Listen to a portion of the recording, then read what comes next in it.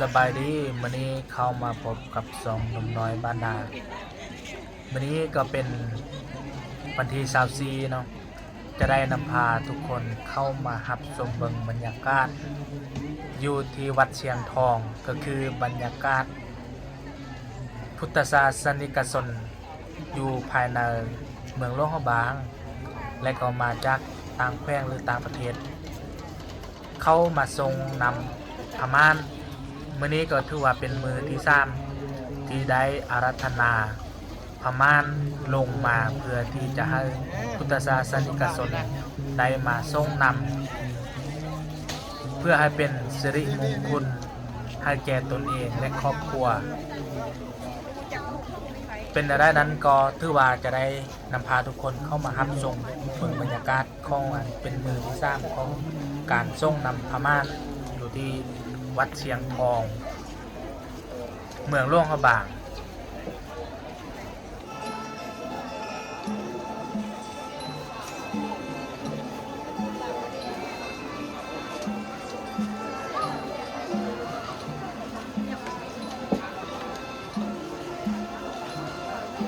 ทั้งนั่นเลยนาไว้นั่นเลยทั้งมีอะไร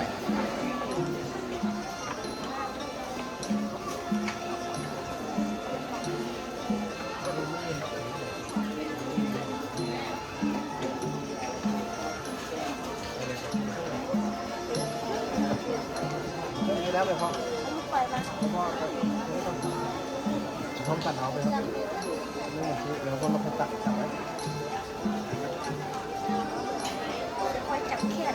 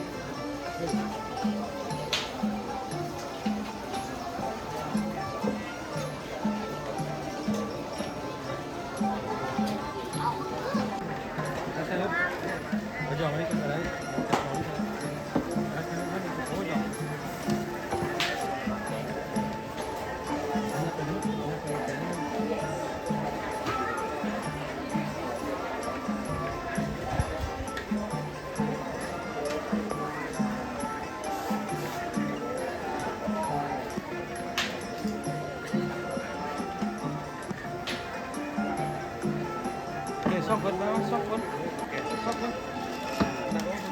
ขาดไปเดี๋ยวให้ขาดไก่ดื้อไปไก่ดื้อนี่ไก่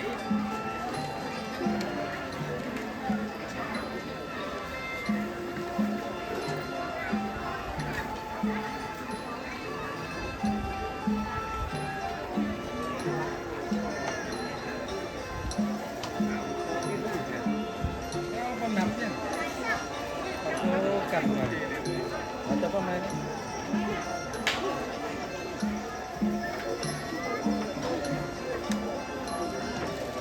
เท่านั้น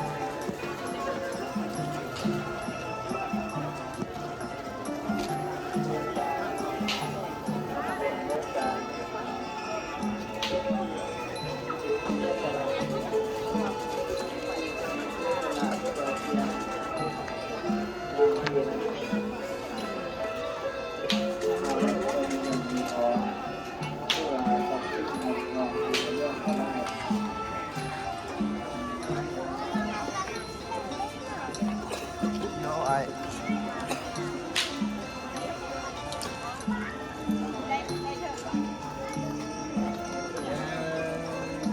เอายืนนั่งดี ดูดี